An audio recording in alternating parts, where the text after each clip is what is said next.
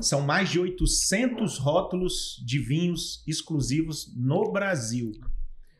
Uma empresa de mais de 20 anos aqui de Brasília, reconhecida nacionalmente. Estamos hoje aqui no mundo dos vinhos em Brasília, na Del Maipo, aqui hoje, especial, um grande amigo de longas datas, Ciro Júnior. Seja bem-vindo ao nosso podcast Vinhos e Negócios. Bem-vindo, Ciro Júnior, ou também Júnior da Del Maipo, né? Como é conhecido. Maravilha, muito bem-vindo ao podcast Vinhos e Negócios, Júnior. E nós sabemos que você é um grande conhecedor. A Del Maipo é uma empresa que domina praticamente o mercado, não só de Brasília, mas tem dominado em outros estados. E a gente quer saber como é que começou, né? Como é que começou tudo isso? Como é que você começou nesse mundo dos vinhos? Bom, primeiro, obrigado, Rodrigo. Obrigado, Arthur, pelo convite. É sempre bom estar conversando com quem quer conversar sobre vinho, né? E sobre negócios. São duas coisas que andam bem em conjunto. A nossa empresa começou tem 20 anos. Esse ano fazem 20 anos da Del Maipo. Eu comecei no mundo do vinho com lojas, né, de delicatessen, não com a importação. E em 2003 resolvemos importar pela primeira vez. É um orgulho grande estar entre as 10 maiores do Brasil hoje, uma empresa brasiliense, nascida em Brasília. Eu costumo dizer que nós nunca vamos tirar a nossa matriz aqui de Brasília. Brasília é a cidade onde eu nasci, é o lugar, a cidade que eu sou apaixonado, e nós queremos sempre manter a nossa matriz em Brasília, apesar de hoje já temos em São Paulo, já temos armazéns também em Minas Gerais, e temos a nossa sucursal nos Estados Unidos, a Del Wine. Então é muito gostoso participar desse bate-papo com vocês aqui. Obrigado pelo convite. Um brinde, né? Um grande brinde a esse momento de saúde. Não podia faltar o vinho aqui, né? Exatamente. E aí fomos agraciados, né? Com 2 rótulos aqui. E Júnior, quer falar um pouquinho desses? Bom, eu escolhi hoje 2 rótulos meio rápido aqui, nós escolhemos, né? Peguei um Velho Mundo e um Novo Mundo, até para a gente poder ver a diferença entre um e outro. O Velho Mundo normalmente é um vinho mais elegante, e o Novo Mundo normalmente é um vinho com mais potência, com mais corpo. Então escolhemos um vinho da região do Alentejo, em Portugal, que é o Quinta da Esperança Gran Reserva. E escolhemos o Linda Flor, que é feito no Vale do Uco, em Mendonça, na Argentina. Maravilha. Te confesso que eu nunca vi esses 2 rótulos, viu, Arthur? Rapaz, o tanto de rótulo que tem, é que são 800 rótulos, né? Eu tô achando que você tá bebendo pouco, né? Se depender do Rodrigo... Eu tô precisando beber mais vinho, viu? Vamos lá, meu amigo Rodrigo. Vamos lá. Meu amigo, a gente sabe que esse é um canal que a gente fala de vinho, tem experiências com vinho, e a gente fala do empreendedorismo, né? Você me falou que começou com 14 anos, né? 14 anos de idade, você já sentiu aquilo ali dentro de você, o empreendedorismo na veia, né? Me fala um pouquinho aí dessa história, de tudo como começou e como é que você começou essa... E hoje você tem aqui uma linda história, né? Na verdade, eu digo que quem é comerciante nasce comerciante, né? Você vai só evoluindo com o tempo. Então, eu lembro da época de menino, sei lá, com 8, 7 anos, eu ia para a fazenda, só ia com meu pai para a fazenda se pudesse trazer a caçamba da caminhonete cheia de laranja para vender na rua. Então, olha aí. Você tem descendência árabe? Tem descendência libanesa e português. Então, já vinha essa história do comércio. Depois começamos com lojas de delicatessen, onde tinha vinho, a parte de alimentos e tudo. Chegamos a ter 4 lojas em Brasília. E em 2003 resolvemos fundar a Del Maipo e começar a fazer a importação de produtos. A primeira vinícola foi do Chile. E aí, pouco a pouco, fomos abrindo para ter vinícolas hoje, como tem do mundo inteiro, até do Japão, Marrocos e outras partes mais. Aí você fala assim, começamos a fundar a Del Maipo. Como é que é isso? Como é que surgiu essa ideia? Porque, óbvio, Del Maipo é o Vale Del Maipo no Chile, né? E por que você resolveu abrir essa importadora? O que te levou a isso, né? Então, qual foi a mola propulsora? Eu já tinha lojas de vinhos, né? De delicatessen, que vendia vinho, vendia destilados, vendia alimentos. E vendia bem vinho no Brasil. E vendia bem. Rolava bem. E acontecia, às vezes, você tem um produto, depois não tem mais, está em falta. O cliente já tinha acostumado com aquela marca, por que não importar um produto e começar a trabalhar esse produto nas lojas, nos restaurantes e vender para outras lojas também. E foi daí que começamos. Nossa primeira marca foi a Tamaia, né? A Vinha Casa Tamaia, que hoje, infelizmente, o abrigo aqui não funciona mais, quebrou. Tem 3 anos que eles quebraram. E daí fomos pouco a pouco. Bom, o nome Del Maipo foi justamente pelo Vale Del Maipo, no Chile. E pouco a pouco fomos trazendo vinho. Segundo, salvo engano, que eu me recordo, foi Portugal. Depois trouxemos Argentina. Depois trouxemos África do Sul. Depois Espanha, França e por aí foi. Hoje tem vinho, tudo quanto é país, praticamente. Hoje, quase de tudo, até Europa. Do Marrocos e do Japão. Legal. Maravilha. Impensável, né? Você aí que nunca tomou um vinho do Japão, nem eu. Você sabe que nós só tomo saquê do Japão. Você sabe que nós somos... Eu sou muito fã de quem empreende e, claro, eu sou fã de um bom vinho. Não tenho esse conhecimento que você carrega aí durante esses 20 anos. Você tem até um currículo extenso. O homem até é comendador, né, Rodrigo? Comendador em Bordeaux, na França. Ele falou em francês, aí eu não consegui decorar aqui no meu papelzinho. Conta aí esses títulos aí. Isso foi um convite muito legal da Commanderie de Bontemps, que fica na margem esquerda do rio Gironde, em Bordeaux. O dono do Chateau de Sam me convidou para fazer parte para receber a comenda e fazer parte da Commanderie. Foi muito legal o convite, foi uma festa super bacana. É muito legal estar com eles ali. A gente sempre está tendo reuniões, nem que sejam virtuais na época da pandemia, sempre está tendo reuniões, conversando sobre vinho, falando sobre o negócio do mundo do vinho atual.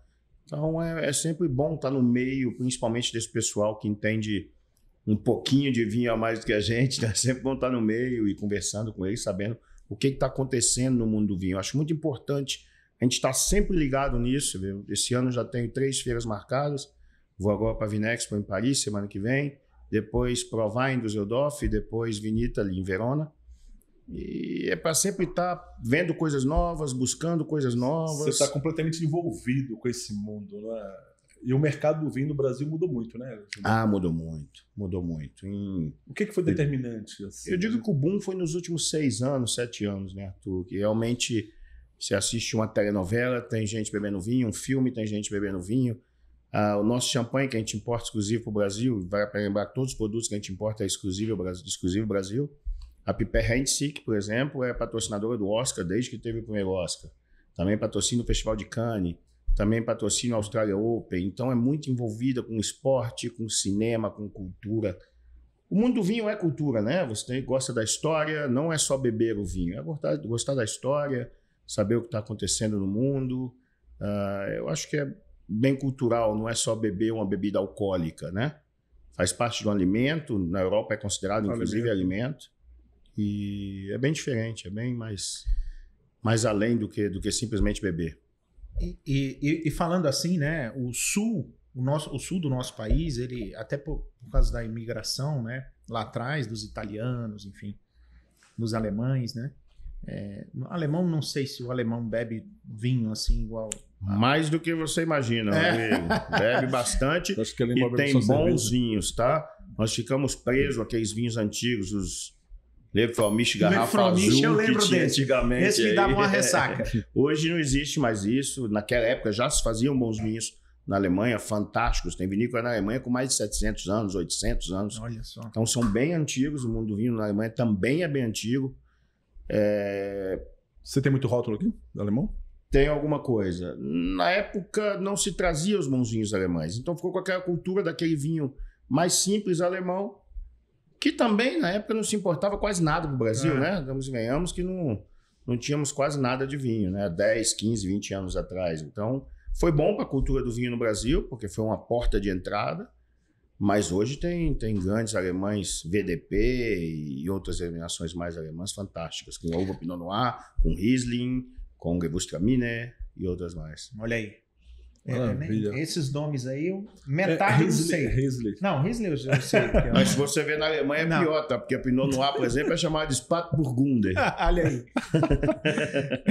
Mas eu puxei essa história do Sul em termos de consumo, né? Você falou que de 6 anos para cá que o mercado deu um boom no vinho no Brasil. E antes disso, em termos de consumo, eu estou falando, o Sul ele sempre foi o maior consumidor de vinho no Brasil.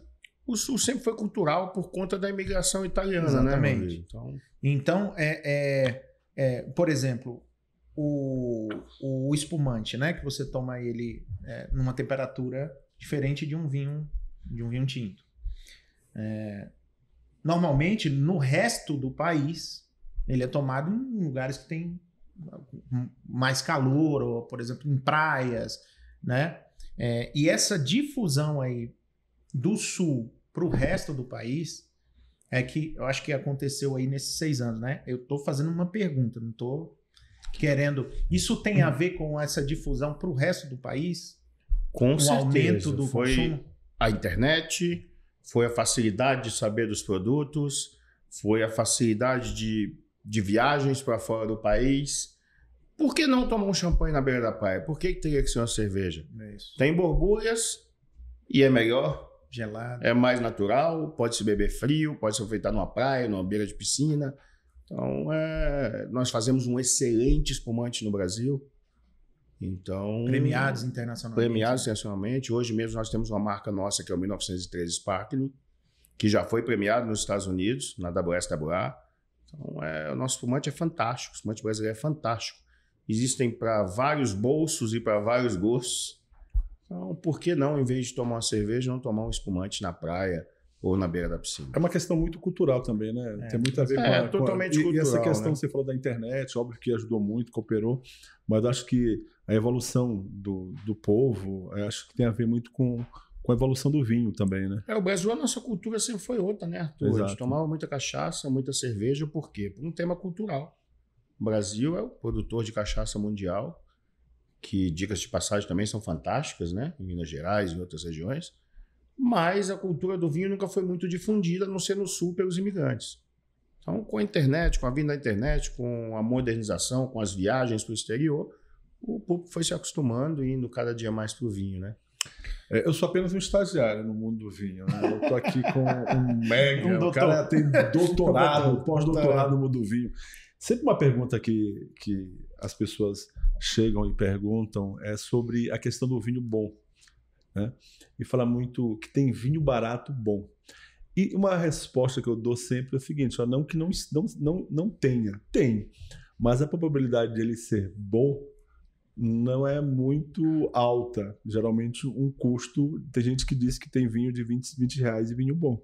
Eu não estou dizendo que não tenha, mas a probabilidade de ser boa, ela é baixa. É isso mesmo, Júlio? Um pouco sim, um pouco não. Tu pode se encontrar vinhos bons com preços razoáveis. Isso depende, como eu te disse, do seu gosto e do seu bolso e o que você quer. Tá. Lógico que tem vinhos super bebíveis. Nós, na Delmar, por exemplo, eu nunca consegui trazer um vinho que eu não consiga beber. Então, desde o nosso vinho mais barato, que é o Lavide, até as garrafas mais caras que nós temos em estoque, todos os vinhos são bebíveis. Claro que isso depende do que você quer gastar, o que você quer investir para tomar um vinho melhor ou pior, ou não tão bom. O que eu costumo dizer é que o vinho é diferente. Por exemplo, você consegue tomar uma cerveja boa hoje, belga e tal, e você daqui a meia hora consegue tomar uma cerveja simples, uma Pilsen normal. Como você consegue tomar um uísque 30 anos e logo depois um uísque 12 anos. O mundo do vinho é um pouquinho mais complicado. Quando você vai evoluindo é difícil voltar para trás, é difícil dar marcha ré. Então você vai evoluindo e vai sempre gostando de vinho melhor a cada dia. E como a gente comentou, é um alimento, se não uma das únicas bebidas que você está almoçando, você bebe, você está jantando, você bebe. Então é uma bebida que acompanha comida, que acompanha bom papo, que acompanha relacionamento, que acompanha festa, cada um no seu tipo, um rosé para uma festa, um espumante para uma festa, um vinho doce, um vinho suave para sobremesa, ou para entrada com foie gras ou com queijo azul. Aí você pode ir brincando e fazendo o que quiser com vinho aí, né? Show. É um mundo. E falando nesse seu trabalho com vinho, né, com a sua contribuição também, porque ele poderia ficar aqui na Delmar, só administrando a Delmar, mas não, ele também é diretor da ABS, né, Associação Brasileira dos sommeliers aqui em Brasília, não é isso? Isso. Como é que é esse trabalho? Fala um pouquinho aí do como é que é feito isso. Isso é para um incentivo? Isso é para treinamento, para cursos, para os restaurantes? Então, isso foi um convite que o Sérgio me fez há 3 anos atrás, quando foi reabrir a ABS Brasília, e me convidou para fazer parte do grupo. É sempre bom participar, é sempre bom estar junto, que eu te falei, Rodrigo, a gente vai conversando com restaurantes, com sommeliers, e você vai todo dia levando ao público o conhecimento que a gente adquire ao redor do mundo, viajando o ano inteiro. Bom, eu faço uma das partes mais difíceis, que é sair para ir comprar, né? Então, ficar nas vinícolas. Ele me contou uma vez, viu, Arthur? Lá, eu acho que foi no jantar que eu tive a oportunidade de estar na casa dele, e ele me falando, não, pô, você vai lá fazer, eu vou lá fazer compra de vinho, né?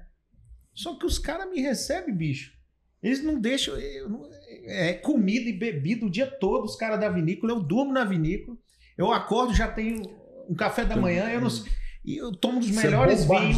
Por vinho. O cara pega o vinho lá de 1000 e o cara que trouxe no navio, o vinho abre para mim.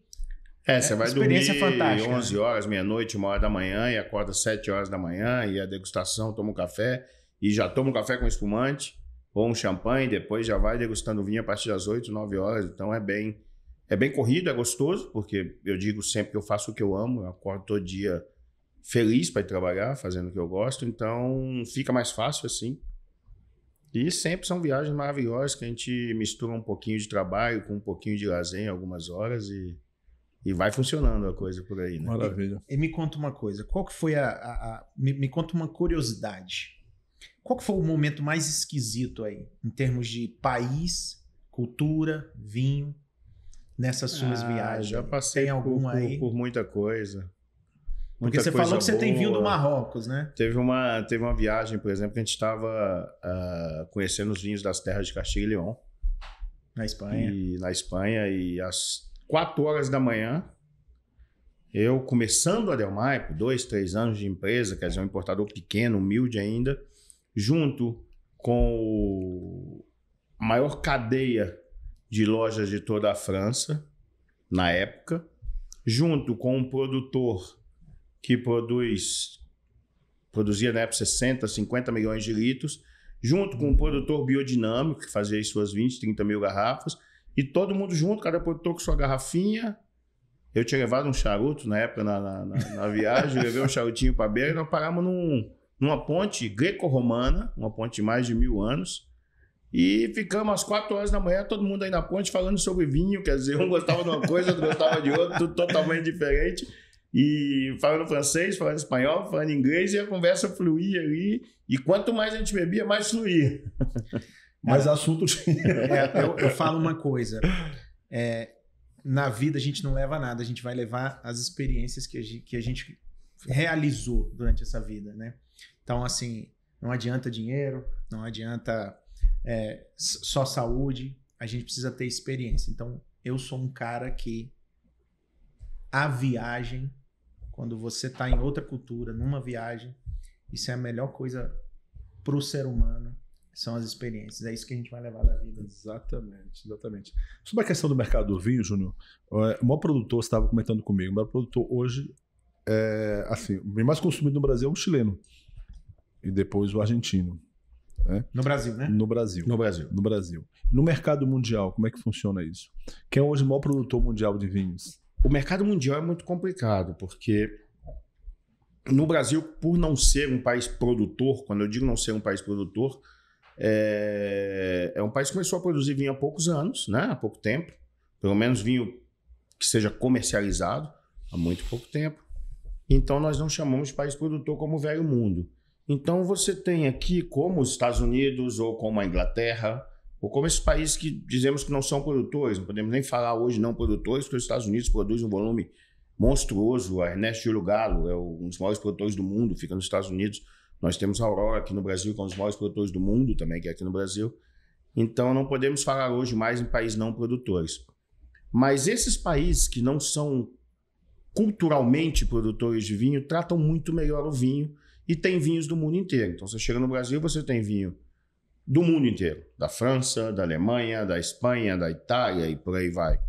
Você chega nos Estados Unidos, você tem vinho do mundo inteiro. Você chega na Inglaterra, você tem vinho do mundo inteiro. Se você vai na França, por exemplo, você vai para a região de Bordeaux, normalmente você vai achar só vinho de Bordeaux nos restaurantes. Você vai para a região da Borgonha, você vai achar só vinho da Borgonha. Às vezes um Bordeaux ou outro, e às vezes em Bordeaux um Borgonha ou outro. Mas você nunca vai achar um vinho do Chile, você não vai achar um vinho da Argentina, você não vai achar um vinho da Espanha.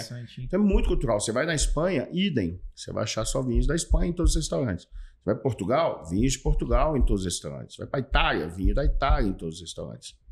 É uma coisa que acontece no Brasil. Você vai no Brasil, você encontra vinho. Você vai para Caxias do Sul, você encontra vinho de outros países. Você não encontra vinho de Caxias, às vezes. Às vezes encontra, mas como eu te falei, não é cultural a produção de vinhos no Brasil ainda. Vem crescendo bastante, mas não é cultural. Então, hoje o maior produtor mundial é a Espanha, né, em volume de litros. Mas você tem a França produz muito, Portugal produz muito, Estados Unidos hoje produz muito, a China vem crescendo muito a produção. Então você tem vários países, Chile se produz muito. Você falou Espanha, né, cara? E aí você vê, é muita questão enfim, a gente sabe que tem o terroir, o solo, a temperatura, o clima, enfim, isso tudo influencia, né, na produção das uvas, né, e na qualidade do vinho, né.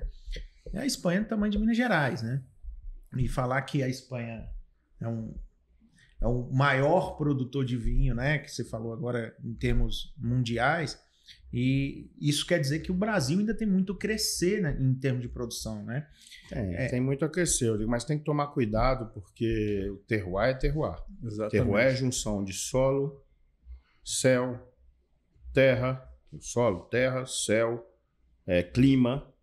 Tem que estar tudo muito funcionando Alinhado. bem. Agora, tudo o muito terroir alinhado. no Brasil é mais propício para o espumante, né, Júnior? Na verdade, o terroir do Brasil é mais propício para o vinho branco, né? Que é o que Vinho branco, faz o espumante. Isso. Então, nós também temos condições de melhorar muito o nosso vinho branco ainda. Nós temos grande condição de fazer o vinho branco e grande condição de fazer o vinho tinto. Grande condição de fazer o espumante. Vem mudando muito porque a nossa colheita sempre é em março, né? A América Latina sempre é em março. E o que acontece de novembro a janeiro, fevereiro no Brasil? Chove. Se chove, menos casca, mais suco. Isso não é bom para o vinho tinto. Então, o que estão fazendo agora? Fazendo a poda antecipada para mudar a colheita para setembro, como é a colheita da Europa e do Velho Mundo. Tem lugares que estão funcionando, já estão começando a fazer um tinto legal, e tem lugares que não. Tem que saber escolher muito bem o terroir, conjunto da terra, do céu e do clima, mas tem lugar que está começando a funcionar. Nós temos muito que aprender ainda, né? Nós estamos começando no mundo do vinho. A produção é muito pequena ainda no Brasil, né? O terroir não ajuda, que você fala. A produção também. no Brasil é grande. Só que quando a gente fala de produção gigantesca, a vinícola produz 60 milhões de litros, vale lembrar que muitos desses produtos não são vinho. Muito desse produto vai para suco de uva, que não se consome no resto do mundo suco de uva tinto, só no Brasil, de uva tinta. E o Brasil é um grande consumidor de suco de uva tintas. Então, vale lembrar que também, quando a gente fala nessas vinícolas que produzem esses volumes monstruosos, muita coisa também é suco de uva. É mesmo? Eles colocam isso na mesma conta? Vai na mesma conta do vinho, por fermentação e tudo, vai na mesma conta do vinho. O vinho de mesa também entra na conta, né? Vinho de mesa entra na conta. Bom, vinhos que a gente nem precisa falar que não é vinho, também entra na conta. Então, tem muita coisa que entra nessa conta aí. Mas vem melhorando muito a produção brasileira. Muito, muito, muito. Eu falo que produção pequena em relação aos outros países, né? Como o Chile, a Argentina, a produção deles é gigantesca. Mas né? nós temos vinícola aqui no Brasil que produz 60 milhões de litros. Olha só. Então, tem vinícolas grandes aqui também. Claro, são poucas. Mas o mercado nacional consome, a maioria exporta também. O vinho mais vendido no mercado nacional é o brasileiro, né? É o nosso vinho. Dos importados, o primeiro é o Chile, mas o vinho de maior consumo no Brasil é o vinho brasileiro. Claro que, volto a falar, quando a gente fala nisso, a gente engloba vinho... Todo tipo de... Desde o vinho de cozinha, né, vendido no Brasil, até o vinho fino de mesa. Eu ouvi falar, ouvi não, né? Teve um pessoal do Sul, se eu não me engano, que foi, acho que foram para Pernambuco, para perto do Rio São Francisco, né? Que estão produzindo lá, né? Tem a Petrolina, né? Petrolina. E eles estão fazendo um bom trabalho lá, né? Não sei se você tem conhecimento também que quer compartilhar sobre isso, mas parece que acharam um terroir ali interessante que estão produzindo. Não sabe se ele tem conhecimento. Não, tem conhecimento. Não, eu estou perguntando. Inclusive tem empresa portuguesa que veio para o Brasil e que tem investimentos ali na região do Nordeste do Brasil, em vinhedos, em tudo. Eu acredito muito que o futuro nosso é bem promissor. Mas para o Nordeste? Para o Nordeste.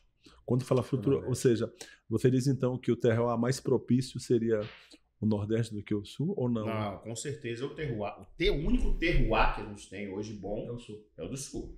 Estamos criando com a tecnologia uma forma de ter outros terroirs que vão funcionar. Mas o nosso terroir hoje é no Sul. Eu falei isso porque tem aquela marca Rio Sol, né? Uhum. E eu provei do espumante, provei do tinto dele. Achei muito interessante esses que são produzidos lá Vem evoluindo, vem melhorando, pouco a pouco. Lógico que isso é tempo ao tempo, tá? Eu estava uma vez na Vinexpo em Bordeaux, quando a Vinexpo era em Bordeaux, que hoje é em Paris, e fui ver uma entrevista da baronesa Philippine de Rothschild para Time, onde perguntaram para ela se era muito difícil vender um vinho. Naquela época, um Chateau Mouton custava 100 euros. Se era muito difícil vender um vinho por 100 euros, receber o pagamento todo antes de entregar o vinho e ter o pedido de toda a produção antes mesmo de fazer a colheita. E a baronesa disse que não, que muito simples, difícil foram só os primeiros 400 anos. Então tem que dar um pouquinho de tempo ao tempo para que a gente vá aí crescendo, e muito investimento de fora, tá? Como teve na Argentina, como teve no Chile, muita vinícola de fora, muito enólogo de fora vindo para o Brasil. Michel Roland já deu consultoria aqui em várias vinícolas no Brasil, e por aí vai crescendo. Hoje nós temos faculdade de enologia no Brasil, coisa que há pouco tempo atrás não existia. Então, pouco a pouco vai melhorando. E aqui no Brasil, para formar esse terroir que tem na Argentina, tem no Chile, é um investimento alto, né? É isso? Se gasta um pouco, né? E o interessante, né, que aí a gente vai falar da plantação, né? Já estão fazendo experimentos aí, azeite nacional, né? Se a gente pensar maravilhosos, provei alguns fantásticos. Pois é, eu também cheguei Claro que o preço ainda não é de um azeite acessível, porque teve muito investimento, muito gasto e ainda não é azeite muito acessível, mas fantástico, já provei alguns fantásticos. Até porque também precisa ali Bom, nunca fomos um país para ter oliveira, né? Tinha, cajueiro, mas não oliveira, então... Mas isso é uma coisa interessante, né? Quando você pega a oliveira, você pega a parreira, enfim, coisas que são históricas, né? De milhares de anos, né? As duas plantas mais antigas do mundo, né, Rodrigo? A videira e a oliveira, né? E a gente colocar aqui no Brasil, né, com experimentos. Eu acho que a Embrapa faz um trabalho fantástico nesse sentido, né? De fazer pesquisa. É uma empresa que já tive a oportunidade de estar ali dentro, de conhecer um pouco. Eles fazem um trabalho fantástico em termos disso, né? De cruzamento, de tudo isso. Tô batendo a mão aqui. Você comercializa muito azeite também? Hoje eu trago azeite de algumas vinícolas só. Na verdade, hoje duas. São azeites mais prêmios e é só Portugal? Porque eu tenho um da Itália e um da Argentina. Mas não é azeite de venda Argentina, né? A Argentina sempre teve muito bom azeite. Mas o forte dos azeitais são em Portugal, né? Na verdade, os dois maiores produtores de azeite de oliva é Espanha e Tunísia. Tunísia, né? né? A Espanha eu lembro que... Você morou na Espanha, né? Então, bebi muito vinho e bebi muito azeite. Fala que azeite italiano e tal, a Itália não produz nem o que ela consome. Então, a maioria você pode ver que vem mediterrâneo, que é o azeite que eles levam da Espanha e da Tunísia. Júnior, nesse mundo de vinhos e negócios, uma coisa me chama a atenção, vou fazer uma pergunta para você. É óbvio que você tem 20 anos aí de história, de muito trabalho para conquistar todo o mercado que você conquistou ao longo desses anos, né? Você sempre fala que tudo muito esforço, você tem prazer naquilo que você faz, Mas eu te pergunto, qual a maior estratégia que você já utilizou dentro do teu marketing, da tua equipe de vendas, dentro da tua concepção como empresário, para avançar mais no mercado? Assim, uma estratégia que você fala assim, ó, isso aqui deu certo. A partir do momento que eu fiz isso, teve alguma situação dessa aqui com você? Eu acho que se aproximar cada dia mais do nosso cliente. Bom, nós resolvemos fechar todas as lojas que a gente tinha, né? E se dedicar realmente à importação e à distribuição e, ao mesmo tempo, ajudar o cliente da formação. Você viu que aqui em cima tem uma sala de degustação, onde a gente faz treinamento de brigadas para o restaurante, faz treinamento para os donos de restaurante. Isso tudo vai ajudando a ter uma turma de sommeliers, nossa, hoje são 5, então, que costuma dar treinamento, vão fazer treinamento em restaurantes, trazem para cá para fazer treinamento aqui na empresa. Eu acho que a partir do momento que você começa a se aproximar do seu cliente, dar uma estrutura, ajudar na formação da brigada, fornecemos adega, fornecemos carta de vinho, e saca-rolhas, um monte de coisa. Ensina, na verdade, o cliente a vender o vinho mesmo. Ensina, né? A vender e ajuda a vender, né? Isso é importante. O próprio sommelier, ele tem que provar o vinho. É muito difícil você vender uma coisa que você não sabe explicar e que você não conheça. Então, muitas vezes a gente abre várias garrafas. Eu estava fazendo as contas esse ano, foram 13% entre bonificações e degustações, que foram de garrafas do total do ano passado que nós vendemos ao redor de 2 milhões de garrafas e tivemos quase 13% aí de garrafas que foram usadas para treinamento de brigada, para degustação, para mostrar o produto ao cliente. A gente está falando de cerca de 200 mil garrafas só em 2022. Que foram usadas para isso. Para isso.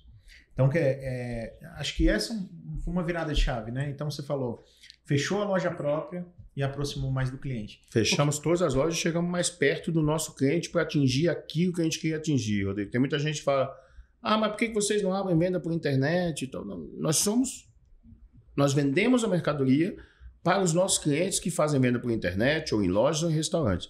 Acho que a partir do momento que você começa a abrir muito leque, o Brasil já viu isso daí com outras pessoas aí que não funcionou muito bem, né? Eu queria vender desde a produção até ser dono dos caminhões, entregar e tudo. Então não dá muito certo. Né? Mas isso é muito interessante nesse negócio do Júnior, né? Da Del Mar. Você pegar na mão do seu cliente, porque não é o cliente final. O cliente final que vai beber o vinho, né? É cliente do cliente dele. Então, se o cliente do cliente dele não pede o vinho, ou porque estão despreparados ali no restaurante, né? Não sabem vender o vinho, ou porque não tem uma adega adequada, ou enfim. Então, o investimento em estrutura, treinamento, que faz a diferença, né? Isso que isso é... E às vezes é coisa que a gente nem lembra aqui, tá? Balde de gelo que a gente manda fazer... taças de acrílico para um evento, degustação, como vários eventos que a gente participa, como na praia, como vários outros eventos no Brasil inteiro. Então, tá presente nisso, tá mostrando para o público que o vinho combina com tudo, inclusive com festa, né? Um espumante, um rosé, um branco. E é muito comum, porque antigamente o vinho começou como o quê? Você tinha me perguntado isso, Arthur, no Brasil. O homem normalmente não bebia vinho, né? Você ia jantar com a namorada ou com a esposa e ia falar, eu quero um vinho. Então eu vou tomar também. E acabou tomando vinho e acabou se adaptando e foi gostando. Eu acho que as mulheres foram as grandes incentivadoras, fomentadoras do mundo do vinho no Brasil. O primeiro vinho que eu tomei, sou de São Luís do Maranhão, o primeiro vinho que eu tomei, que eu experimentei, foi sangue de boi. Você sabe que na Itália a família Torres produz um vinho que chama Sangue de Toro. É o nosso. Mas o de lá é mais bebível, né? Curiosidade agora, momento curiosidade. O teu Torres vem da onde? Você já pesquisou aí? Porque eu também sou Torres, né? E eu não sei se a minha descendência é portuguesa ou espanhola. Na verdade, as duas. Nós temos vou até te mostrar depois, Rodrigo, o brasão da família, chama Monteiro Torres. Tá? Que é Monteiro de Portugal e Torres da Espanha. Então, eu tenho o brasão da família, já tivemos um azeite aqui no Brasil que chama Monteiro Torres, produção nossa, e que vinha da Espanha. E agora estamos trazendo a nossa marca de entrada. Todos os países que nós importamos, nós temos uma marca de entrada que é uma marca própria, como Casas Del Maipo do Chile, como Quatro Estações da Argentina, como 1913 do Brasil, como Petit Maine. A Casa Del Maipo é marca sua, né? É, nossa. Aquele vinho é Fui lá espetacular, produzir né? o vinho, trazemos desde a linha State até a linha Gran Reserva, Petit Maine, da Custo-benefício França, excelente. também é né? nosso, Cuvée de Douane, da Provence, e Ciaubella, da Itália, Castilho de Montearagón, da Espanha, e agora a novidade está chegando daqui a um mês aí, Opa, Monteiro aí. Torres, de Portugal, Ah, esse eu quero beber. da região do Alentejo. Mas quem sabe tu é herdeiro de uma Eu vinícola sou. na Espanha. Não, quem então, sabe, né? eu vou vir aqui nas horas vagas aqui do Júnior, vou tentar pescar mais um pouco aí, esse conhecimento aí do Torres, para ver se eu fisgo lá um passaporte europeu. Entendeu? Tá certo. Ó, agora, fala... ó, primeiro agradecer a presença, não tá terminando, mas ele montou uma mesa aqui pra gente, né? Porque ele também é formado em gastronomia e o cara tem um freezer ali que quem gosta de comer, meu amigo, não é brincadeira não você abrir as coisas ali. E montou aqui uma mesa pra temos gente. que ser né? grato mesmo, até porque está dedicando o tempo dele, está trabalhando, faturando para estar aqui com a gente, né, compartilhando. Normalmente a gente seus tem conhecimentos. amendoins, né, com nossos vinhos e hoje aqui, Você ó, viu que hoje era um outro nível. presunto de Parma aqui, italiano, um queijo, Um grana um padano, grana padano e uma cenoura também que ele botou aqui. um mimolete. Mimolete. Ô, Júnior, meu amigo, a gente tava batendo um papo aqui antes, você falou de um lançamento que vocês vão fazer esse ano, né? De uma marca... Esse ano tá Não é chegando todos. muita novidade, viu, Rodrigo? Muita novidade. Diga Muita aí um novidade. pouquinho, fala aí para as pessoas que estão vendo esse Bom, podcast. estão chegando os vinhos agora, daqui a um mês, do Bernard Magré, que é um grande produtor mundial, né? Bernard Magré é dono de chateaus famosos como Chateau Pape Clément em Graves, Tour Carnet e vários outros chateaus pelo mundo. Tanto produz vinho na Argentina, produz vinhos no Chile, produz vinhos no Uruguai, produz vinho na Espanha, produz vinhos em várias regiões da França, como Rhône, Côte-Castillon, Languedoc, Cahors, produz vinho no Marrocos, produz vinho no Japão. Então, o Bernard Magré... Mesmo grupo. Mesmo grupo Bernard Magré. Esse grupo agora vai vir exclusivo para o Brasil com a Del Maipo. O produto já está no porto, deve estar aqui dentro de 15 dias no máximo. Temos também uma novidade da Alsácia, que é Rolly Gasman, que é um dos grandes produtores da Alsácia desde 1610, que eles produzem vinho. Meu Deus do céu. Os terroirs são desde 700, não 1700, 700. Então está chegando muita coisa nova. Nossa marca nova de Portugal, Monteiro Torres. Eu acredito que esse ano vamos ter aí uns 250 rótulos aí de Meu novidade. Deus do céu. 250 rótulos. E outra coisa, exige muito treinamento da tua equipe, né, de sommelier, para poder repassar tudo isso. Imagina, cada produto que chega, nós temos que fazer treinamento e degustar, e levar para os restaurantes e degustar com todo mundo. Então é garrafa. Esse sommelier de atrás de vocês já garrafa. deve ser Não, quase 24 alcoólatra. horas Imagina, 800 Não é só rótulos. ele, não. Não é só isso, não. 800 rótulos exclusivos o cara tem. E mais 250 chegando esse ano. Mas eu tô curioso com aquele novo lá que você falou aqui no bate-papo aqui antes. O rótulo novo que você tá... Ai, meu Deus do céu. Perdeu Então, na- Rodrigo, esse vai ficar guardado isso não pode falar. só pra gente aí, Entendi. deixar essa novidade. Só vou Esse é te bastidores. antecipar aí que é um vinho, um tinto e um branco produzido no Brasil, tá? Um vinho brasileiro.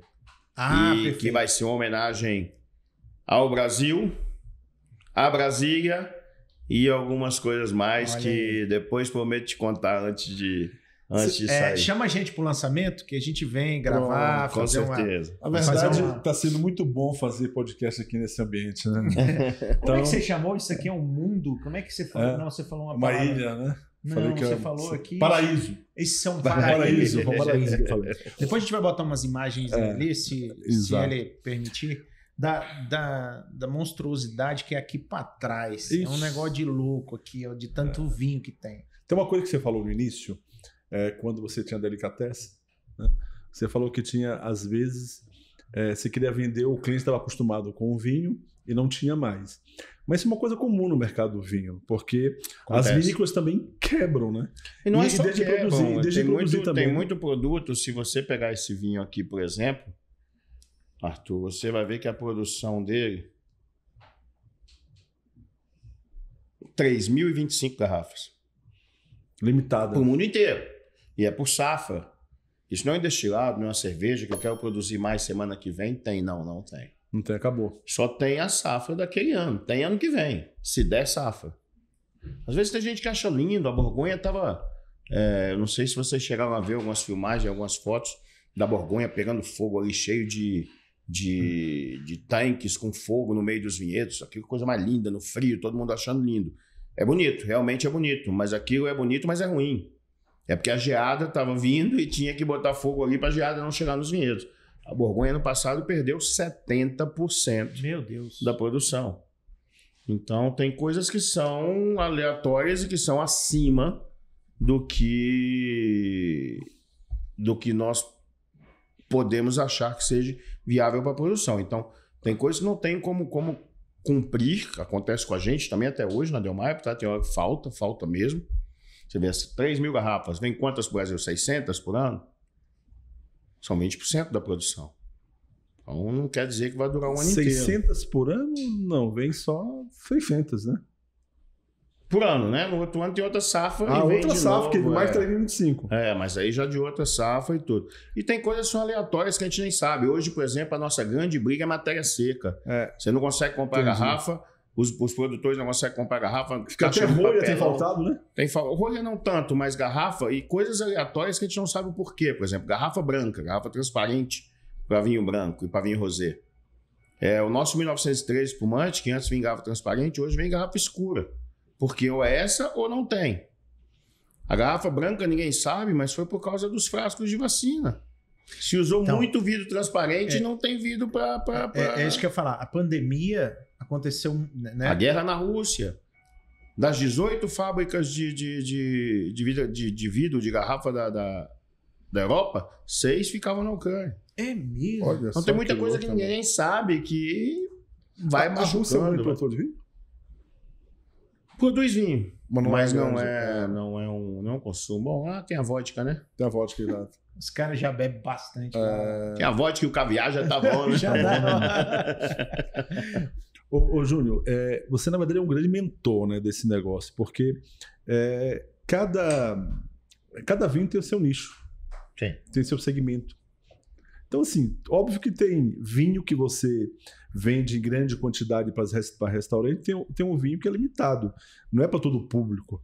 E você faz muito bem essa leitura dentro do teu mercado, né? Tem que ser muito bem dividido, né, Arthur? Não adianta eu te oferecer um vinho que o cliente não vai ter condições de comprar, não vai caber no bolso dele. Então, isso quando eu tinha loja, eu aprendi muito na loja. Sempre perguntei para o cliente chegava, eu queria um vinho. O que o senhor para que você pretende quer gastar? Qual vinho você gosta? Também não adianta eu te indicar um vinho, um Borgonha Pinot Noir, se você gosta de um vinho potente. Também não adianta eu te indicar um vinho potente se você está começando a beber vinho, ainda não é aquilo que você quer. Então você tem que saber o que o cliente quer, porque na verdade o bom vinho é aquele que você gosta. Perfeito. Tanto faz se ele custa 100 mil reais, se ele custa 30 reais ou se ele custa R$1.000. Não, o importante é que você... Tem vinho de 100 mil reais? Tem mais caro ali. Qual vinho mais caro já tomou? Olha, boa pergunta, hein? Vamos dar uma pulada nessa. Não precisa falar.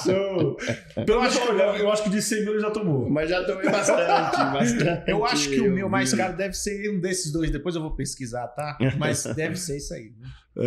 E vinho importante do vinho é você gostar. Se você gosta, é um bom vinho. Não adianta eu te oferecer um vinho que é um vinho com várias pontuações em vários críticos de vinhos mundiais, se você não gostar do vinho. Então, acho que o principal é você gostar do vinho, gostar do que está bebendo, começar. Eu estou contando para os amigos uma história que eu achei super interessante. Há poucos meses atrás, eu estava em Jericoacoara e um caminhoneteiro, que é o pessoal das caminhonetes que vão te buscar no aeroporto, foi me buscar, perguntou com que eu trabalhava e me falou, doutor, eu agora já estou com... Comprei um paninho, uma toalhinha bonita, comprei 2 taças de cristal e tô com um vinhozinho lá na geladeira para quando chega alguém lá em casa e tal. Então você vê que mudou a cultura, por mais simples que seja, a pessoa já está bebendo vinho, já está se acostumando, já está tendo a cultura do vinho. Acho que isso é muito importante. Você começar, mesmo que seja lá do vinho que você gosta, tem gente que gosta de um vinho suave, tudo bem, não é ruim. Comece por aí, pouco a pouco ele vai migrando para o vinho seco, para o vinho de qualidade. Maravilha. Eu vejo que as pessoas associam muito essa questão do vinho, no Brasil ainda, a questão romântica. Você dá um vinho para a pessoa falando, não, isso aqui é uma ocasião especial. Né? Ainda é, como não deveria ser, né? Mas está mudando. Hoje o vinho já é para se comer. Para dia a dia, você vai almoçar, você vai tomar um vinho. O Arthur, como você já acabou o português, eu vou te servir o argentino agora. Você toma esse restinho aí, por favor. Outra coisa, gente, que o pessoal costuma fazer é colocar água na taça e limpar. Água não tem nada a ver com vinho. Vinho só tem uva fermentada, não tem água. Então é melhor você pôr um pouquinho do gole do vinho novo, toma o que tiver na taça, põe um vinho novo que chama na Espanha de envinamos. Envinamos a taça e aí servimos novamente, porque aí só vai ter vinho. É lógico que a ordem também foi propícia, nós viemos de um vinho mais elegante, mais leve e passamos para um vinho mais potente. Então aí não vai tomar conta da taça. Tem que ser essa ordem, né? É sempre bom, né? É igual você comer uma picanha, que a gente está acostumado aqui, e depois passar por um peixe, né? Ou uma grelhado. Não vai, vai um matar o outro, né? Então é sempre bom. Lógico que volto a dizer, o importante é o que você gosta. Você quer comer peixe com vinho tinto, não é o certo. O certo é que nenhum agrida o outro. O certo é os dois caminharem juntos. Mas o gosto da pessoa é o que mais vale, né? E é isso que eu ia falar, essa questão da harmonização, né? Algumas pessoas não gostam, tenho amigos que não gostam de vinho porque, de repente, tiveram experiências ruins com a harmonização. Comeu alguma coisa e tomou o vinho em seguida e ali não casou. A única coisa que não casa, Rodrigo, é o enochato. É o quê? O enochato. É aquele cara que quer te impor alguma coisa, entendeu? Lógico que existem, se você é profissional, existem regras. Quando eu vou provar um vinho, eu não provo um vinho para saber se eu gosto. Eu provo vinho para saber se ele está bem feito. Existem uvas que eu gosto mais do que as outras. E mesmo as uvas que eu não gosto tanto, eu também trago para o Brasil, porque tem cliente que gosta. Então, quando a gente prova tecnicamente, tentando achar os defeitos ou encontrar as qualidades e trazer pensar no mercado. E pensar no mercado e trazer um vinho que não tenha defeito. Né? Sempre importante trazer um vinho que não tenha defeito. Agora, não quer dizer que eu gosto daquele vinho, e sim que eu escolhi porque é um vinho muito bem feito para aquela uva que talvez não me agrade tanto.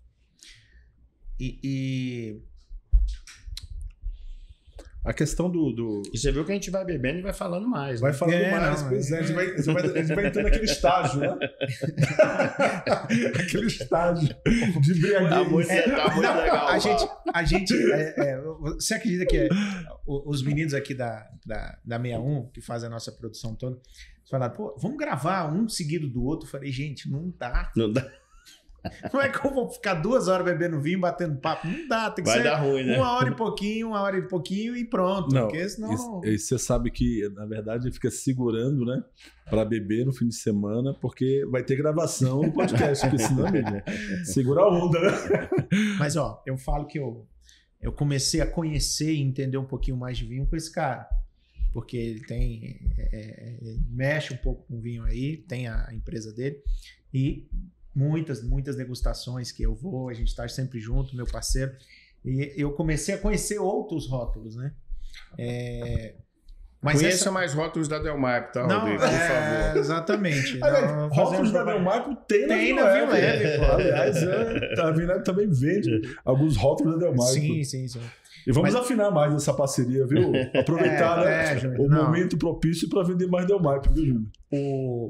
Essa questão da...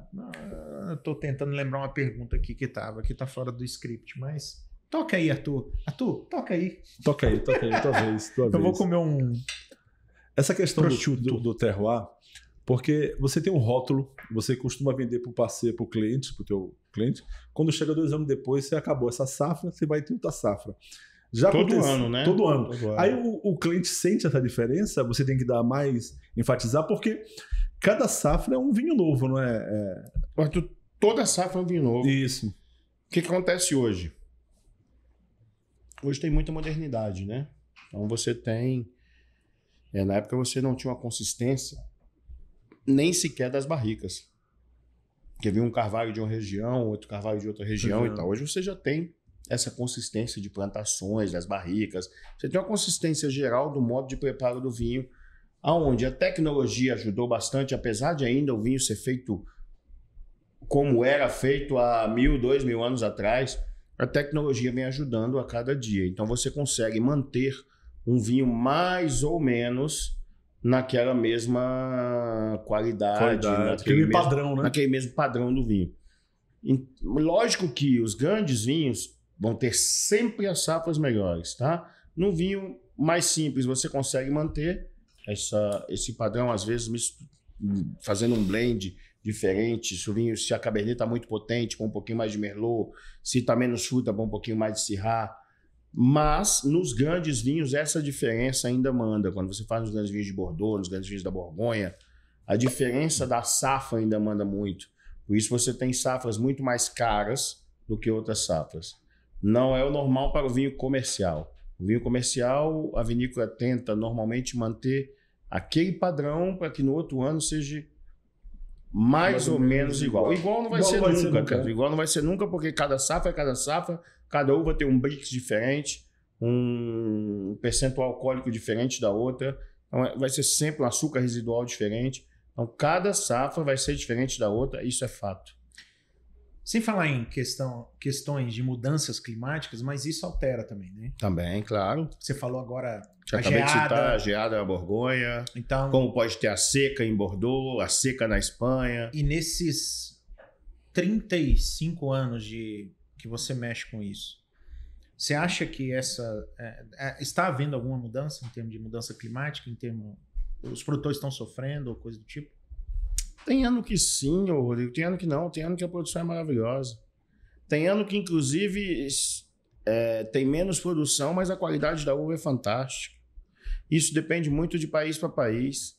Eu tive na Itália agora, em setembro, outubro, e a uva estava não com muita produção, mas a uva estava num brix, num açúcar residual fantástico. Pelo menos na região da Toscana, onde eu fui. Então, é de região para região. Tem região, tem ano que tem muito mais produção, tem ano que tem muito menos. O problema não é só a geada, pode ser a seca, pode ser o sol demais, tudo atrapalha. Mas o que eu tô falando, na média, as coisas continuam andando. Continuam andando. Normalmente. Continuam melhorando. Olha aí. Porque hoje você tem um pouco mais de tecnologia, claro. Tudo atrapalha e tudo colabora ao mesmo tempo, né? Lembrei minhas duas perguntas, eu até escrevi aqui, viu? Quando foi que você tomou o seu primeiro vinho? E quais as uvas que você mais gosta? Pô, tem que saber do cara que entende, né? Eu não posso te contar quando eu tomei o primeiro vinho. Não, pode. Você já tá macaco velho. Tem hoje. Muitos anos atrás e não era bem vinho, vai. Não, eu quero saber, pô. Eu tomou comigo sangue de boi lá no Maranhão. Eu quero saber. Tinha coisas piores, viu, Arthur? O Arthur tomou sangue de boi, eu quero saber o seu. Cara, é muito engraçado porque meu pai ganhava um vinho de presente, não é porque não tinha importação, era um menino. E eu jurava, não vou te contar que foi o primeiro que eu tomei, mas nosso amigão, né? Saudade do seu pai.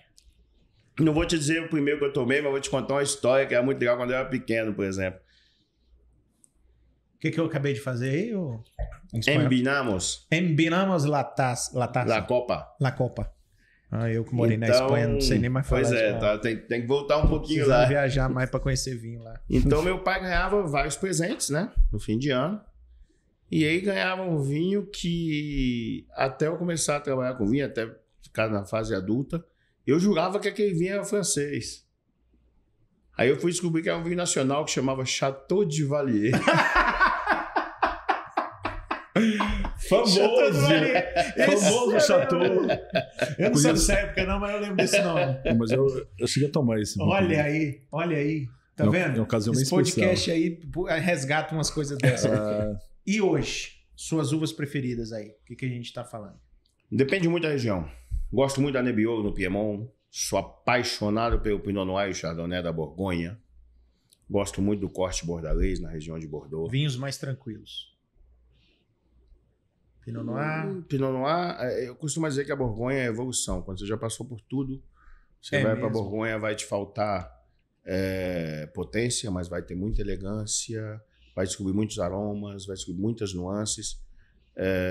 Só que a Borgonha tem um grande problema. Não existe custo-benefício. É custo ou é benefício. Borgonha não tem muito para onde correr, não. Então, se você tomar um Pinot Noir bom, vai ter que gastar um pouquinho mais. E um Chardonnay bom vai ter que gastar um pouquinho mais. Mas se produz vinho bom em todo o mundo, Rodrigo. Se produz vinho bom na França, na Borgonha. Se produz vinho bom no Languedoc. Se produz um bom Malbec em Cahors, como também se produz na Argentina, no Vale do Uco, em Mendonça, em La Rioja. A Carmener foi redescoberta no Chile há pouco tempo, também tem uma uva maravilhosa. Bom Syrah da Austrália. Bom Pinotage, que todo mundo acha que a Pinotage é a uva da África do Sul. Né? O Cabernet Sauvignon da África do Sul é melhor do que a Pinotage. Então, eu sempre lembro da África do Sul, Syrah. Não sei porquê, eu tomei um maravilhoso... Às vezes você toma um vinho que você gostou, mas o Syrah, todo mundo lembra muito da Austrália, né? Austrália. Que também não é. A Syrah normalmente é do Vale do Rhône. Da onde? Vale do Rhône? Da França. Então, as uvas são normalmente francesas. E o pessoal, como fala Malbec, fala na Argentina, né? Fala na Argentina e vem da região de Cahors, também na França. Então, falando e também fazia parte do corte bordalês em Bordeaux. Então, isso vai um pouquinho de cada coisa, mas Portugal tem muitas uvas autóctones que são de Portugal, que são fantásticas. Então, as uvas autóctones também da Espanha. Eu acredito que, com relação ao Júnior, da Del Maipo, ou Ciro Júnior, a gente vai ter que fazer uma série Netflix, viu? Uma série Netflix. Que o homem conhece muito. Agora, fala... Você tá vendo que eu servi pouco pra ele, né? Um pouquinho a mais não faz mal, né? Não precisa botar um... bastidores. Até o começo do bojo, Rodrigo. Chegou no bojo. O começo do bojo. Você aí que não sabe o que é um bojo, é quando faz a curvinha. Fez a curvinha, coloca ali que tá bem servido. Falando um pouco aqui de países, né? Para aquela pessoa que tá começando agora a tomar um vinho. A gente começou aqui a conversar. A gente tem alguns países que algumas uvas são referência, né? Normalmente aqui em Brasil, como você mesmo falou, os vinhos aqui da América do Sul são os mais vendidos. Estou falando de Chile, Argentina, Uruguai. O cara não erra quando ele compra que uva em qual país? É muito difícil de citar isso, Rodrigo. O cara não erra, é só questão da uva, né? Não é só questão da uva. Primeiro que é a questão do gosto dele. Se ele está começando no mundo do vinho e quer tomar um vinho mais leve, melhor é começar com Pinot Noir, com Merlot, até se acostumar com a potência dos outros vinhos. Carmener. Carmener também, que é uma derivação do Merlot, né? Então, começar com os vinhos mais leves. Um Gamay, que são os Beaujolais. Gamay é quem que fez isso aí? Foi o Mussum? Gamay? Gamay Beaujolais não, eles é outro estágio. Então, eu não conheço isso. Gamay pra mim é um Mussum. Você nunca ouviu falar no Beaujolais Nouveau? Não.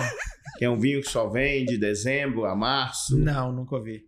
Eu tô aprendendo. Aqui no Brasil aconteceu vários, eu dava muita risada, porque às vezes você chegava num supermercado qualquer, numa loja qualquer no Brasil, e tinha um Beaujolais Nouveau, nós estamos em 2023, tinha um Beaujolais Nouveau 2019, né? Eu falei, você quer Beaujolais Veillot, né?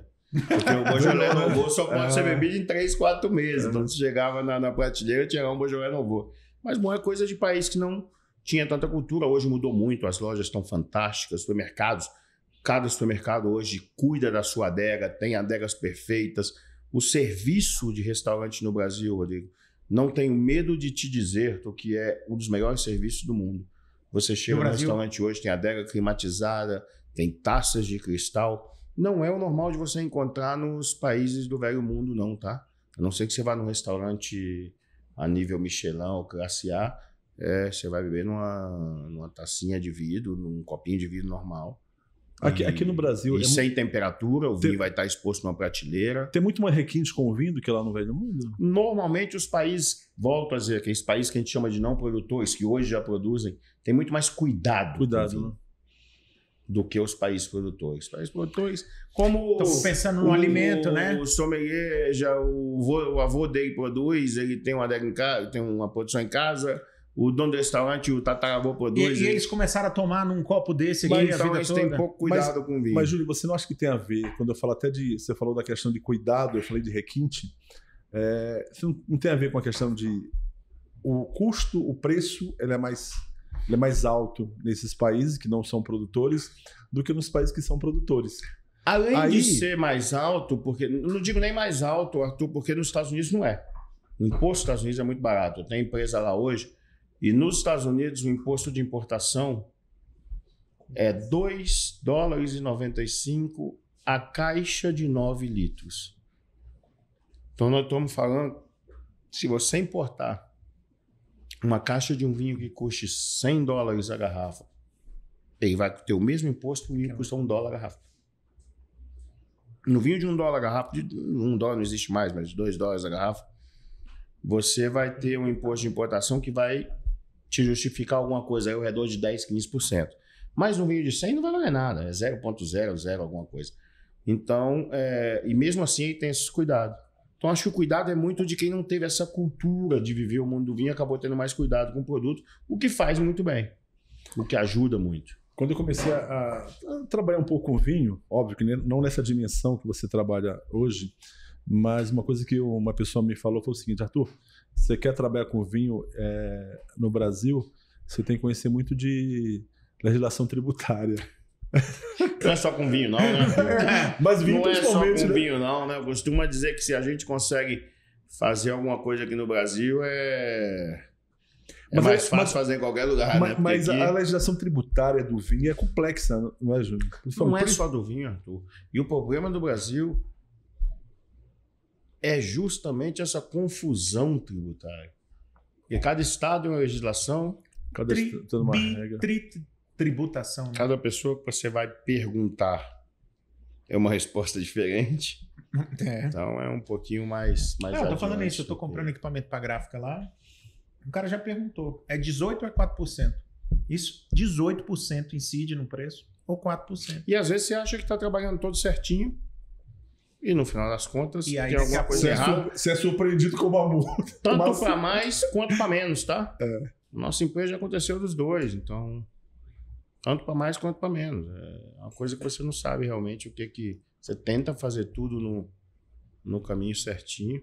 No ramo da importação, um pouco mais fácil, porque normalmente todas as taxas já vêm impressas para a gente, tanto a fiscalização aduaneira quanto a fiscalização estadual. Já vem o ICMS pronto, tudo feito por eles. Eles são mais rígidos, né? Mais fácil. São mais rígidos. Um pouquinho mais fácil, porque cuidado, já vem, né? pelo menos você sabe que está tudo fazendo Exatamente. tudo certinho, né?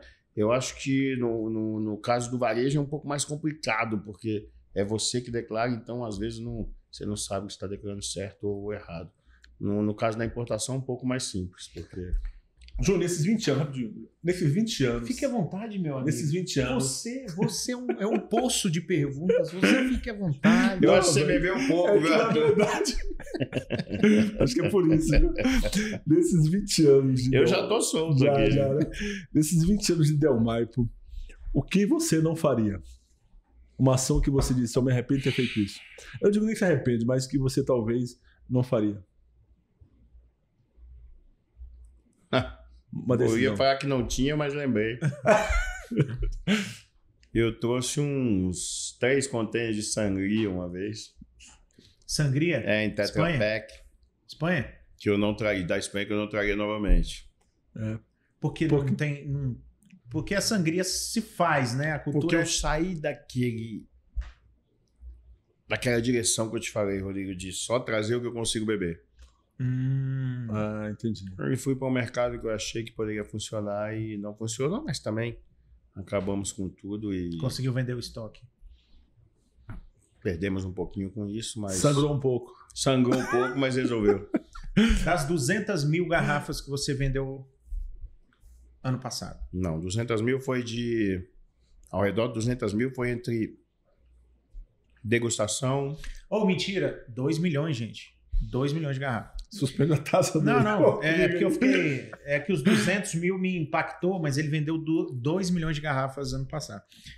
Ao redor de 2 milhões, não sei se hoje de 2,100 ou se 1,950. Perfeito. A gente tem um número... Hoje nós mantemos em estoque aqui dentro do armazém São 1.200 posições de pallet, então nós temos aí hoje ao redor de 800 a 900 mil garrafas. Tá. Consegue falar o mais vendido?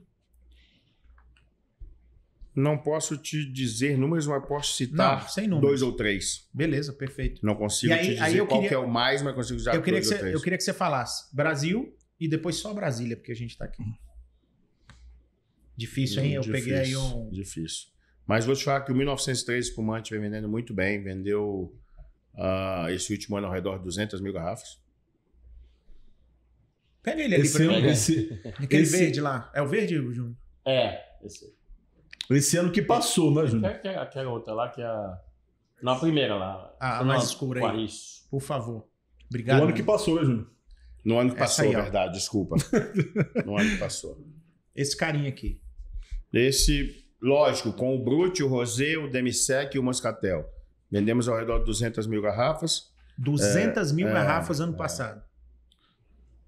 Depois tem a linha do Chile, da linha Casa Del Mar, que também é um produto que está vendendo bem. Uma coisa legal, Rodrigo e Arthur, é que o 1913 foi criado depois que nós criamos a empresa nos Estados Unidos. Porque a gente ia para as feiras e começava a expor a Del Wine nos Estados Unidos. E todo mundo perguntava, mas vocês são brasileiros, vocês não têm alguma coisa do Brasil? Pensamos em importar cachaça, isso não tem muito a ver com o nosso negócio aqui, né? E por que não fazer um espumante brasileiro para trazer para cá? Então, 1913 foi criado para exportação, para mandar para nossa empresa nos Estados Unidos. E no final ele bombou aqui, vendeu muito mais, vende muito bem lá, mas aqui foi um salto incrível. Brasília vende muito bem esse espumante? Vende muito bem. Vende. Acho que por causa do clima também, né? Muito bem. O clima tem a ver? Tem, né? O clima ajuda, né? Ajuda, Mas né? poderíamos vender muito mais espumante do que se vende hoje no Brasil. Espumante e vinho branco. A Delmaipo sempre se preocupou muito com isso, de mostrar muito vinho branco e espumante. Hoje deve estar ao redor de 13%, 14% os brancos no Brasil de venda. E a gente sempre está em 17%, 18%, 19%. A gente sempre se preocupa muito em vender muito branco, vender muito espumante. Principalmente para aquele negócio que a gente falou de fazer harmonização. De você estar comendo um peixe ou... Trocar o chopinho ali no final de semana. Trocar para um branco, para um espumante. Tá calor, Brasília é seco, não sei o que, você troca para um... Não só Brasil, o Brasil inteiro. Só para o Nordeste. Bom, há pouco tempo atrás você ia para o Nordeste e a pessoa estava na praia comendo um peixe e tomando um destilado, né? Acho que isso está acabando rapidamente. Né? Brasília de consumo, vocês têm algum dado, algum número, alguma coisa aí na... Brasília, se não é a maior consumo per capita do Brasil, está entre os 3 de vinhos no Brasil. São Paulo deve ser um... Não, per capita. Per capita. Per capita. Então não quer dizer... Sim, então São Paulo nós temos tem aí o Espírito Santo, mas o Espírito Santo vale lembrar que tem muita importação pelo Espírito Santo, então às vezes confunde muito. Bom, mas esse negócio esses dados também a gente não pode confiar. Per capita, né? você fala Brasil o terceiro, primeiro, segundo, seria... Não, eu acho que Brasília tá entre os 3, né? Se não é o maior, tá entre os 3 de vinhos de qualidade no Brasil. Brasília é um número muito caro, somos só 2,5 milhões, 3 milhões de habitantes. Agora, vamos usar a lógica. Se Brasília está nesse ranking que ele está falando, a Delmaipo domina Brasília, logo temos que falar. Esperamos chegar lá. A Delmaipo deita e rola. Mas Brasília é um xodó, né? Eu sempre falei muito que se você não consegue cuidar do seu quintal, como é que você vai cuidar da vizinhança, né? Perfeito. Fala um pouquinho aí dessa filial lá nos Estados Unidos. É uma filial ou é uma empresa? Não, é uma empresa nova, diferente, né? Óbvio, tá? né? Estão no mesmo nome dos sócios aqui do Brasil, com mais uma sociedade. E a ideia é o quê? Esse intercâmbio aí, levar coisa daqui para lá, ser um mecanismo também de Acaba levando, né? Como levamos o 1913 para os Estados Unidos. Mas a ideia era montar uma empresa nos Estados Unidos para trabalhar da mesma forma que a gente trabalha no Brasil, com importação e distribuição. Então é o que a gente faz lá. Nós não temos venda varejo também, como aqui não. E atendemos modelo de negócio bem parecido. Mesmo modelo de negócio, galpão, armazém, entrega própria. E questões tributárias? Lá é mais vantajoso? O que você está sentindo aí? Tem quanto tempo o lá? mercado lá já tem 4 anos. Então você já tá, mercado já tá é bem mercado, entendido, né, né? Rodrigo? Tem coisa mais difícil, tem coisa mais fácil. O tributário é muito mais fácil, muito mais simples. Você já pensou hoje o teu modelo de negócio é venda de restaurante para restaurantes, que é o mercado que você... Restaurantes, supermercados, Supermercados, lojas, distribuidores. Isso. Vou comer uma Mas você já cenoura pensou aqui. em mudar um pouco o modelo de mercado? Ou já teve essa necessidade? Óbvio que se você fizer isso, você também vai... Já me pediram muito, eu não quero. Acho Não que quer. você resolve o que você quer da vida. Talvez eu esteja errado, a gente nunca dá certo em tudo. Foco. Mas o foco nosso hoje é se preocupar com a qualidade do vinho, se preocupar com a qualidade do treinamento dos nossos clientes e trabalhar buscando clientes para que esses clientes vendam varejo. E é um mercado hoje que você domina, né? E que, na verdade, hoje os próprios restaurantes falam muito bem da Del Maipo, né? Acho que a gente tem que tomar muito cuidado, né? Porque você tem que tomar cuidado com a modernidade. De repente, se a coisa mudar, a gente mude daqui a um ano, daqui a dois, daqui a Então, três, não sei. aí você vê, né?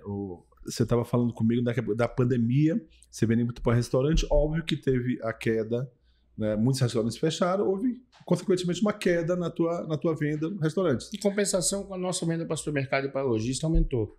Tá, entendi. Mas compensou? Não. Mas porque o foco é muito grande no restaurante, né? E o que aconteceu? Teve empresas no Brasil que estavam por acabar, que explodiam, e teve empresa que estava muito bem, que foi pro buraco. Então aconteceu de tudo aqui na época da pandemia, como aconteceu, acho que em todo tipo de negócio. Né? E vocês conseguiram segurar, né? Seguramos bem, continuamos com o crescimento que vem tendo na empresa. Claro, no primeiro ano de pandemia não tanto.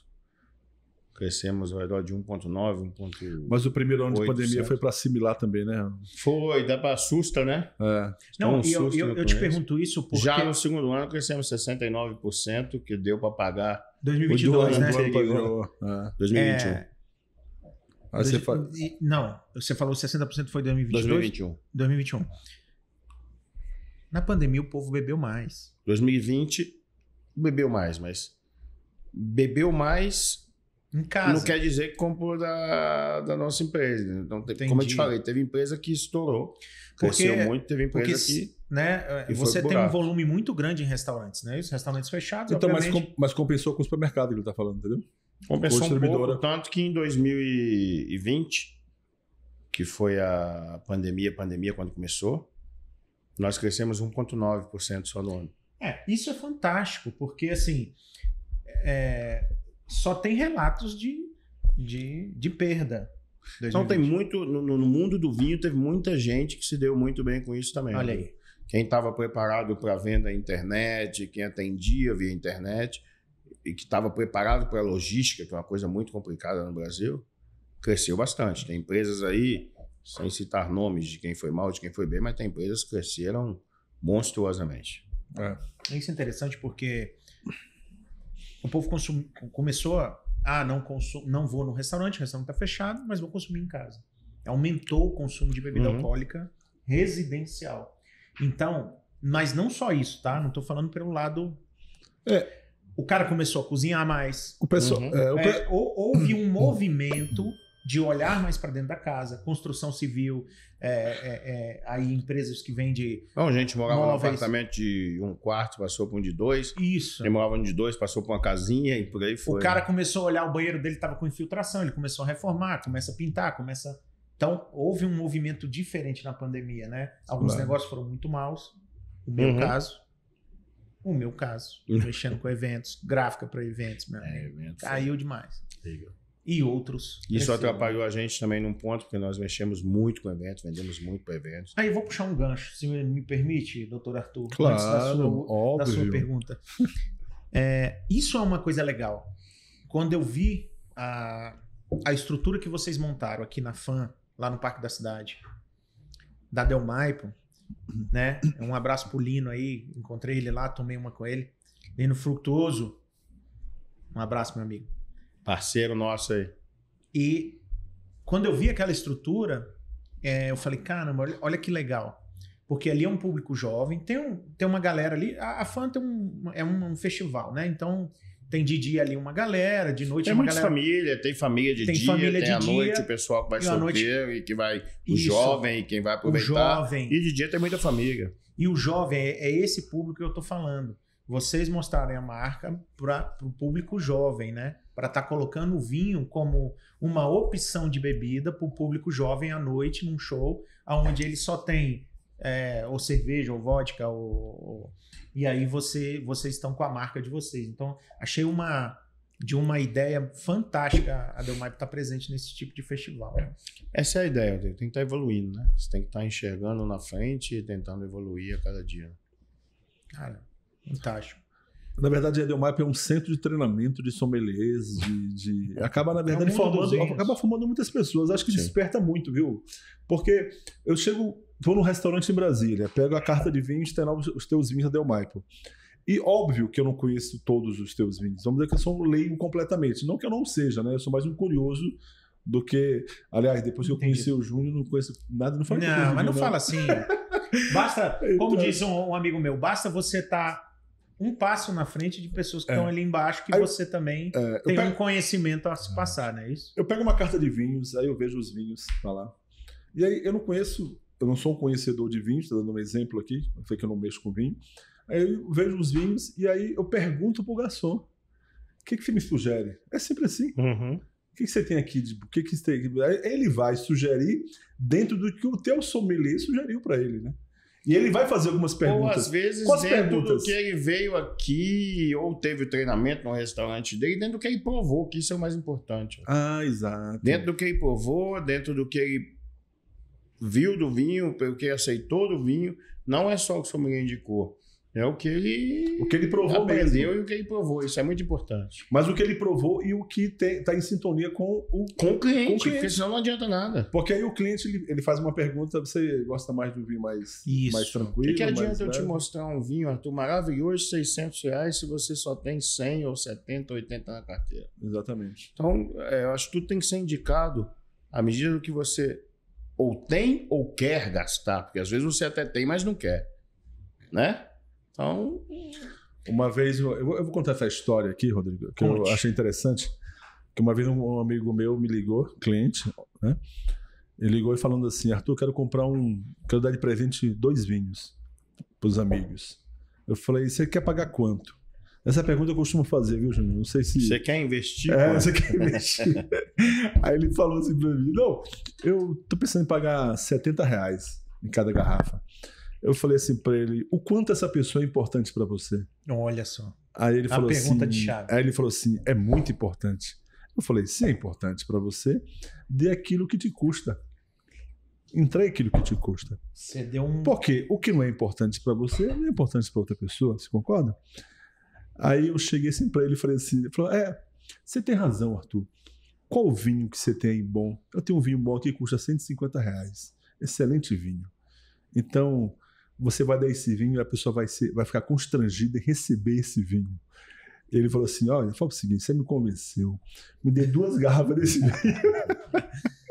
Aí Óbvio você- que eu não estou falando de preço apenas, mas assim, eu falo de qualidade. Eu Não é acho que preço, tem vinho... não é preço, é o que cabe no bolso É de o valor. cada um e o que aquilo vale para aquela pessoa. Exato. Naquele momento. Naquele Porque, momento. não é só...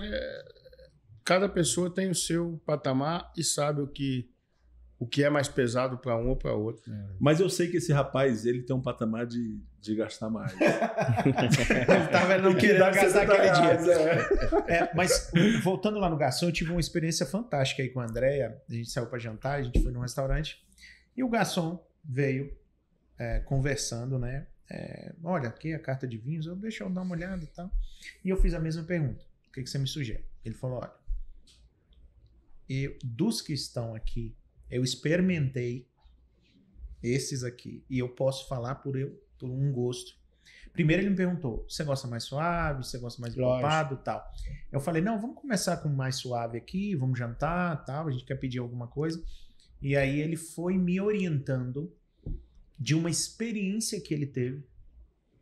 Não, eu já tomei esse aqui não só porque eu tomei, mas tem uma grande aceitação do público que vem aqui. Que é importante Pô, também. depois que o cara falou que tem uma grande aceitação e um custo-benefício bom, eu não tive dúvidas, eu escolhi aquele vinho.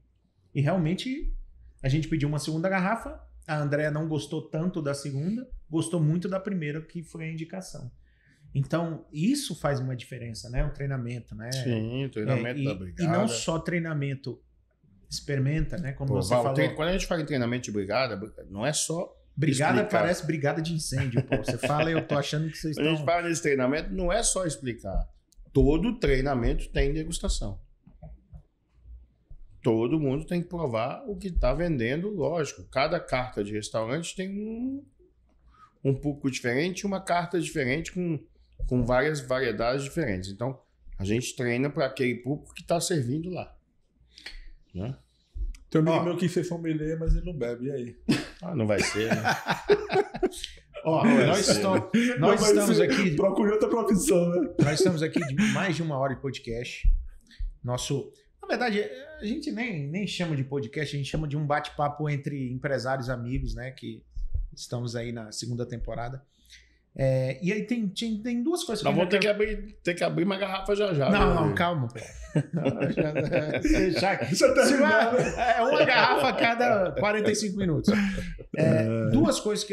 Eu tenho uma última pergunta que eu sempre costumo fazer no podcast, mas antes dela, a gente fala um pouco de empreendedorismo, né? Um pouco aqui, não. O papo é sobre empreendedorismo. Então, você é um cara que tem uma grande experiência nisso, né? Mais de 30 anos aí empreendendo. E hoje, especialmente aqui na Del Maipo, eu queria que você falasse ali, olha diretamente para aquela câmera ali. E aí você falar para aquele empreendedor que quer começar na área de vinhos, ou que ele quer ser um sommelier, ou que dê dicas aí agora para essa pessoa que está querendo entrar no mundo dos vinhos. Ou por um curioso. Bom, a primeira coisa vai parecer meio clichê, né? Que é o que eu falei que é o que me levou a esse mundo. Comerciante eu já tinha, desde que nasci, eu digo sempre assim, um instinto comerciante eu sempre tive. Mas no mundo do vinho virou amor, paixão. Então eu acordo feliz para fazer o que eu faço todos os dias. E eu costumo dizer sempre para meus filhos, tenho 4 filhos, costumo dizer sempre que se você faz o que você se dedica, o que você tem amor, um dia vai dar certo. Então, primeiro ter amor pelo que faz, ter paixão pelo que faz. Nem sempre a gente pode acordar todo dia e fazer o que gosta. Eu tenho esse luxo de poder fazer isso, de acordar todo dia e fazer o que eu gosto. Lógico que existem empecilhos no dia a dia, todo dia de uma coisa ou outra. Mas se você se dedica, se você persiste, se você luta por aquilo, vai dar certo, com certeza. Sensacional. Maravilha, muito bom, muito bom. Eu gostei muito do bate-papo. Gostei muito aprendi muito, viu, Júnior? Né? Eu quero, na verdade, acho que vou fazer um curso. Você faz cursos aqui na Del Maipo? Essa era a segunda pergunta. Se você tem algum... Centro de treinamento de vinhos? Porque você faz para os restaurantes. Uhum. Mas um curioso como eu, existe espaço para a gente fazer um curso aqui dentro? Podemos fazer. Às vezes fazemos algumas degustações aqui para um grupo que pede e tal. Não é o nosso foco. Como eu te disse, nós não atendemos varejo, então não é o nosso foco. Agora, indico a ABS, Associação Brasileira de Sommelier Brasília, da qual eu faço parte da diretoria. Por quê? Primeiro porque vai ser mais imparcial do que a gente.